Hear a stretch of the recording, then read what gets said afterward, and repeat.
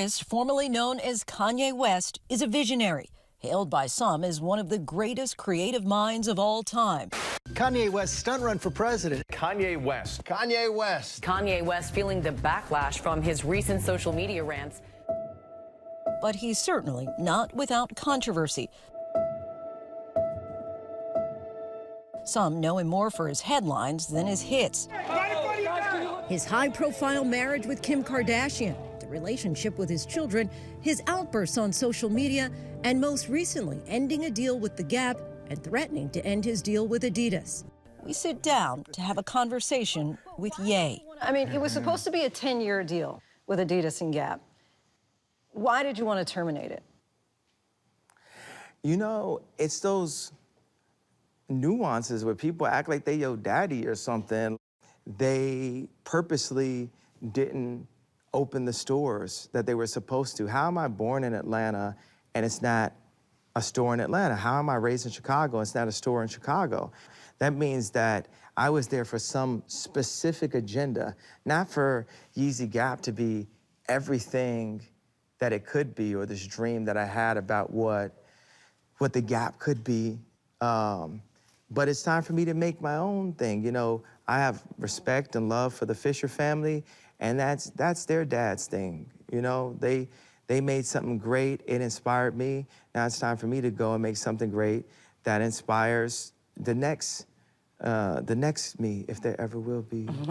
No, we had to level up. We really had to level up and really show them who's the new boss in town, that I'm the boss of me. I'm no longer just the man riding the top of the polo horse. I'm not just the mascot in the middle of games, you know, getting the crowd hyped up saying, hey, wear this, do this, but, you know, just learn, you know, financial engineering, learn how to really run a company. You know, I had this New Year's resolution that I was only gonna talk to people who listen to me. The Gap provided a statement to ABC News saying in part, "We are confident we have been in compliance with the terms of our agreement since the outset, and we will continue to work amicably to unwind it. Above all, we wish Ye well." Ye remains in a legal battle with Adidas to receive ownership of his brand. The next step, he says, is to sell Yeezy directly to consumers, something he argued about with radio host Sway back in 2013. Why don't you empower yourself and don't need them and do it yourself? How, Sway? Take a few steps back to go. You ain't got the answers, man. You ain't got the answers. You ain't got the answers. You ain't got the answers, Sway.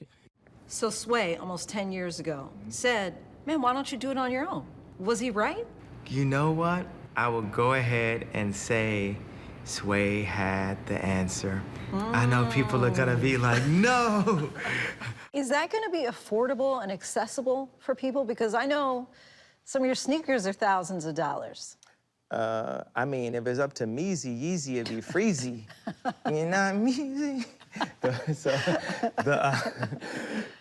But, you know, life is free. Life is the event. Life is a gift. But wait, I want to go back to that, because you said if it were up to Meezy, it would be freezy. But how much is it going to be? Because, you know, people want to know. How much is it going to be? Yeah. First store is going to be in Atlanta, right? People who are going to walk in off the street, can they buy something for 30 bucks? 20. 20. I like multiples of 20, simplifying things. 20 will get me a T-shirt? Get you 4 T-shirts. So it's going to be very accessible. Very accessible. Very affordable. Very affordable. So you were able to kind of accomplish what you needed, it seems, with Gap and Adidas. Perhaps it was a breach of contract situation, so now you're going to be able to still move forward in the fashion world. You, as a dad, are you getting now some progress with that and able to spend the time you want with your children? Yeah, absolutely. Everything's a process, and there has been progress. God bless. Like, a couple days ago, I got to see my daughter's improvement in basketball. Like the first season, you know, she was just kind of not knowing what to do, not knowing how to handle the ball, not knowing how to handle herself. And, you know, as far as co-parenting goes, I put my foot down with Kim and I said, Like, I learned how to play basketball in a summer and came back and won championships. So I, as her dad, am gonna go and I'm gonna coach her every morning. She trained every day and I really stayed on her. And when she came back, she had the confidence. She was almost like a Dennis Rodman. I'm saying stuff to her like, never let anyone take anything from you. Protect your little brothers and sisters. Protect the family. Never let anyone take our company. I'm literally saying this to her because I realize she's one of the people in the family that will make sure that no one ever takes our company. No one ever takes what me and Kim have built with both of our brands and the brands that we're building now. Do you feel you have a voice as you're co-parenting now? I do have a voice, but I had to fight for it. I had to go on Instagram and I had to turn up. You know, people want to be, oh yeah, Kanye, whatever. No, I legally changed my name. It's just a beginning of a respect. Or with Adidas, like, oh, you know, we're just gonna like take your colorways and we're just gonna do that. The couple's focus on their children was evident in the first season of The Kardashians. No matter what we're going through, I always want my kids to be around their dad as much as possible and just to have their mornings with dad and get dropped off at school. No, I have a voice. And I don't agree with certain things as a dad and as a Christian. I have a right to have a voice on what my kids are wearing, what they're watching, what they're eating. And I believe I have a platform where I get to say what so many dads can't say out loud. There's so many situations where an entire family will go and basically take control of the kids. I know so many people will hit me like out of Chicago and say, yo, I just went through the same thing as you. And then people will call me and say, hey, are you okay?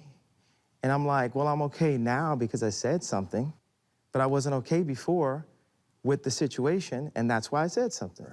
And it's just little nuances where there was a parallel to what was happening at Gap, what was happening at Adidas, and what was happening in my home. It was all a kind of a disregard for the voice of something that I co-created. I co-created the children. I co-created the product at Adidas. I co-created the product at Gap. And I let everybody know that there's actually a through line, there's a parallel. And the parallel does touch on discrimination. Even within your marriage? Obviously, it's a parallel. What marriage, exactly? The former marriage, right. Yeah. I want my kids to go to Donda, and I have to fight for a say-so because they're just programmed. It's just like, hey, all the kids are going to Sierra Canyon. No, I'm their dad. Like, it has to be co-parenting. It's not up to only the woman. Like, men have a choice. Men's voices matter. Yeah. So, I understand we've dealt with a lot of frustrations, and there's a lot of protection that I actually brought when I first started dating and when I first got married to Kim. God calls me to not release that. That's still there. This is the mother of my children, and I apologize for any stress that I have caused, even in my frustration, because God calls me to be stronger. But also, ain't nobody else finna be causing no stress either. I need this person to be least stressed and the best sound mind and as calm as possible to be able to raise those children at the end of the day. It's not about another media headline. It's not about what people, a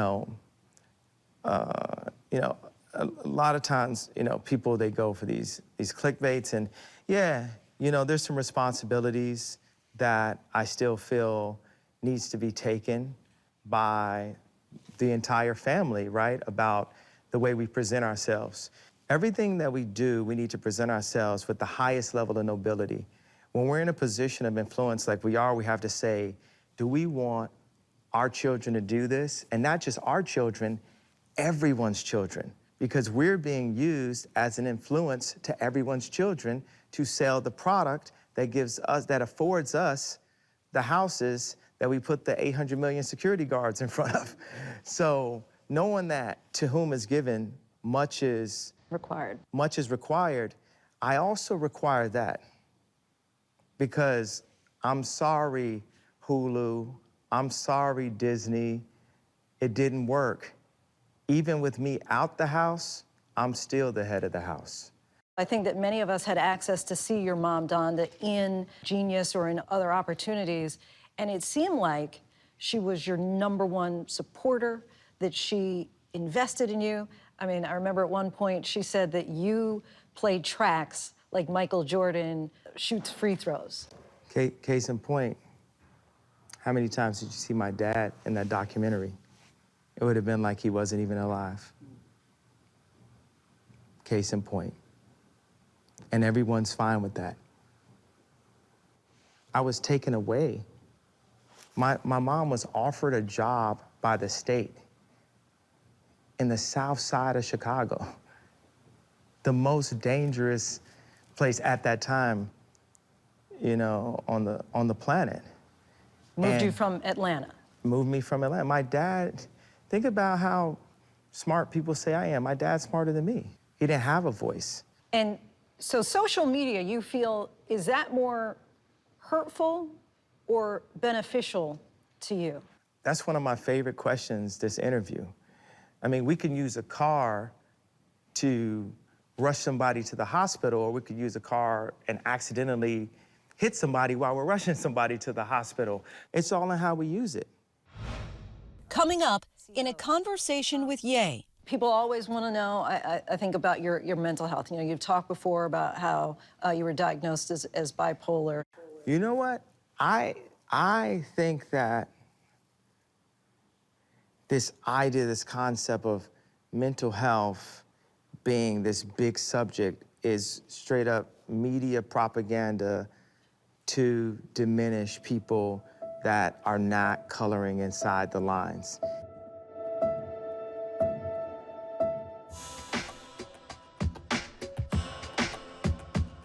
Donda Academy. Give me a sense of why you decided you wanted to create a school and what the mission is of the school. Well, it's a gospel school. We spread the gospel.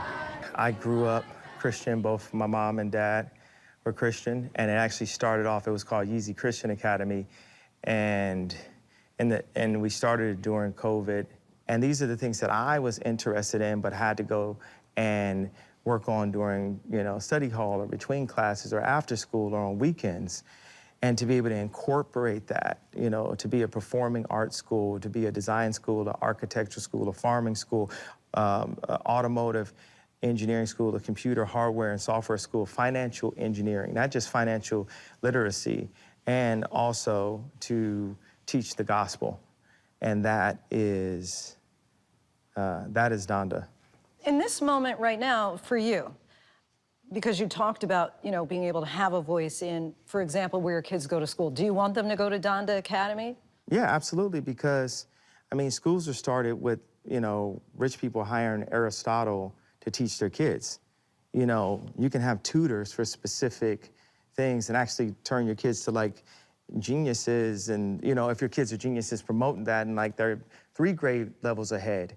Like, that period of theta between, like, 4 and 8, the kids can learn the most, and they're kind of just sitting them in, like, this mundane, you know, place into society. It's about, like, normalizing the kids and making sure that they fit into society.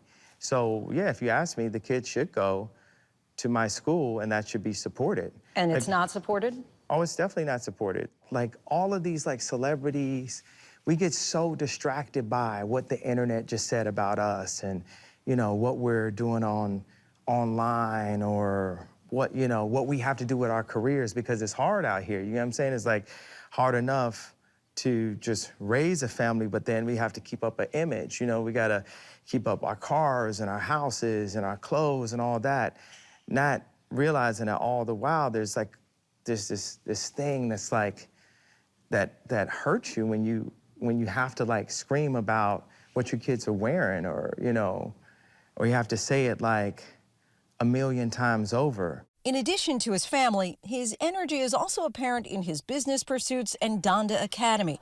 But many are critical of some of his social media posts, leading some to question his mental health. People always want to know, I think, about your mental health. You know, you've talked before about how you were diagnosed as bipolar. You know what? I think that this idea, this concept of mental health being this big subject is straight up media propaganda to diminish people that are not coloring inside the lines. Even the Genius documentary was a backhanded version of that by the time they got to the third act, he's like, oh, I turned the camera off on you. And it doesn't matter. It doesn't even matter. For 2 years, they try to say I want a billionaire. Well, if you're my friend and my boy, why wouldn't you have said, hey, yo, I turned the camera off on you and I'm gonna put it in this documentary? Unless that's what they want. They want to have it where if there's anything that's innovative, like we just accept this kind of idea of people saying like, hey, we want to talk about your mental health. And it's like, almost like if a white person said to a black person, hey, we want to talk about your blackness. I get it. Like, wait, what? We want to talk about this thing. And one of the things about the whole mental health conversation is even a crazy person can call you crazy. It's like, no matter what you do, and it used to hurt me. It hurt my ego, and it's something that I think, you know, God, you know, put on me. So I feel like when I finally go to heaven, I get to talk to God, I'm gonna say, why did you let all these people think I was so crazy? And God is gonna say, well, it was a camouflage. I was protecting you. Protecting you from what? Just, you know, people write off the fact that I'm gonna change the world. They just think it's crazy. How are you gonna change the world?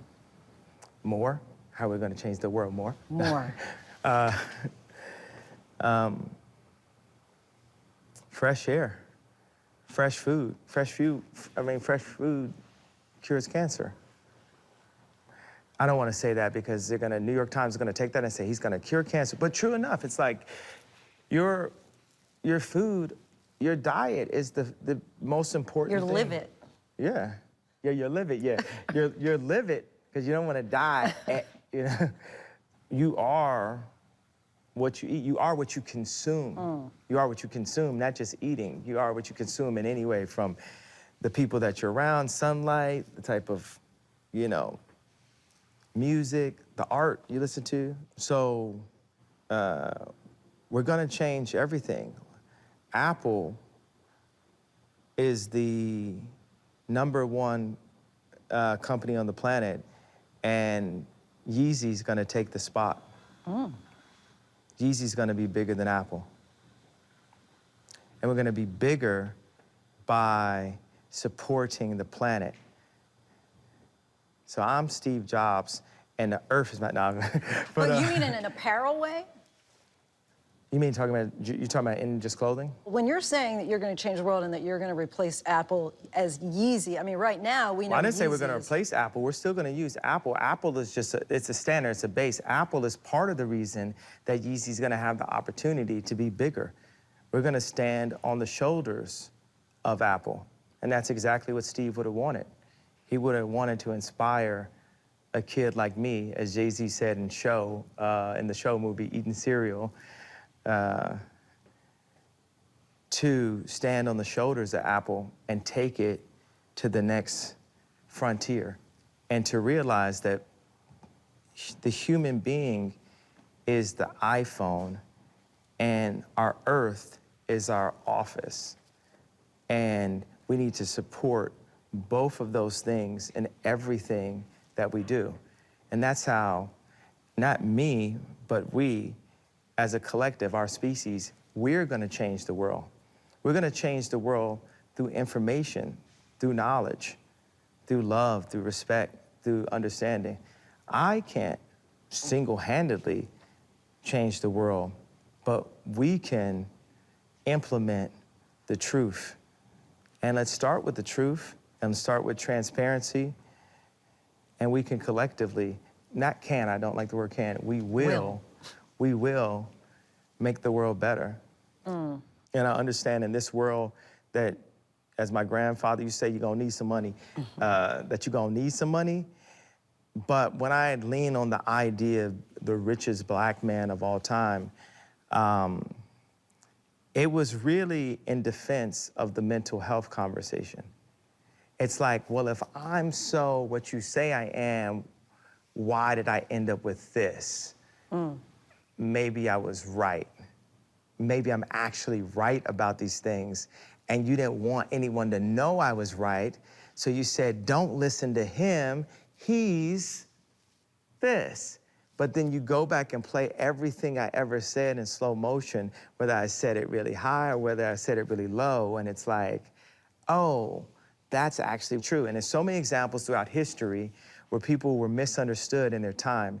And it's I do not like when people say, oh, you're 20 years ahead of your time. Well, I'm not doing a good job because I need to, like we were saying before, be able to actualize these things that are 20 years ahead and bring them to people in real life, or else it's something that only I'm enjoying in my imagination. God needs, the world needs to enjoy what's in my imagination. I could just literally hear Dizzy Gillespie in the back. I see dreams. Oh, yeah, right. In 2016, he reimagined himself in the world of politics. He's a good man. Publicly pledging his support for then Republican candidate Donald Trump. Then in 2020, he ran for president of the United States himself and says his days in politics are not over. Obviously, you did run for president in 2020. Do you have future political aspirations? Yes, absolutely. The aspirations, that time wasn't in God's time. I'm sure there's lives that were saved. I'm sure God had me fall on the sword and say, this is not the time. But, he's a redeemer. He's given me this oxygen. He's given me this platform. He's put amazing people around me. He's given me new publicists, a new lease on life, new air to breathe, and a new respect. You talked about how we are what we consume, and including who we spend time with. I'm just curious, apparently you spend a lot of time with Jared Kushner. Is that just a friendship, or that's political still for the future, or a little both? His brother said he'd kill him if he go back to the White House. So... That's the answer. Oh, okay. But you still want to run for president? I met Mayor Suarez down in Miami, and I thought he'd make a really good president also. In addition to you? While he may not be ready to make a decision on the future of his political career, Ye is already looking toward the future with regard to sustainability and how to make life better for the next generation. Do you feel like this is a time of renaissance, basically, and that you are even opening up more access for other creators coming up behind you? Absolutely. We've opened up a lot of access. That's what the school is about. The school is a platform for our next generation to continue this imagination, to be fearless, to be brave, to be imaginative, to actualize our dream, to bring the visions to reality and not be afraid to, and not have to be called crazy, and not have to be, diminished by the press, and not have to fight in order to just do something for people. Like, we're just here to we're really here to serve. You know, I wouldn't mind if I was not photographed again. I want to present, we're gonna present this architectural, this engineering approach to giving us a simplified balance of nature and man. Lastly, are you still energized by people telling you you can't? Well, I like that you use the word energized over the word excited. That's Donda-fied language. I was with a friend of mine, and he had a slogan that said, "How can I help?" And I said, all of those words could be more powerful. I is singular, we is far more powerful. All is a very powerful vibration. Can is like, okay, we can, but did we? How? It's a question. You know, the truth is unquestionable. To speak in affirmations like Yoda. And help, actually the fourth definition in the word help is to avoid. It's like when you're at the end of a meeting with somebody and they say, well, how can I help? It's meaning like, I'm gonna give you somebody else's number because I'm not going to be the one to be dealing with you type of thing. So, and with the word excited, so many times people get excited and they make a rash decision. Whereas with us, when things happen that are amazing or things happen that are disappointing, we stay energized, we stay level, we stay peaceful through that, and that's the next frontier, that's the next level of this video game of life. Right now, Ye is, can you finish that sentence? Tired of doing the interview. All right, all right, all right. Right now, Ye is finished with the interview. All right, hey, thank you. Thank you very much.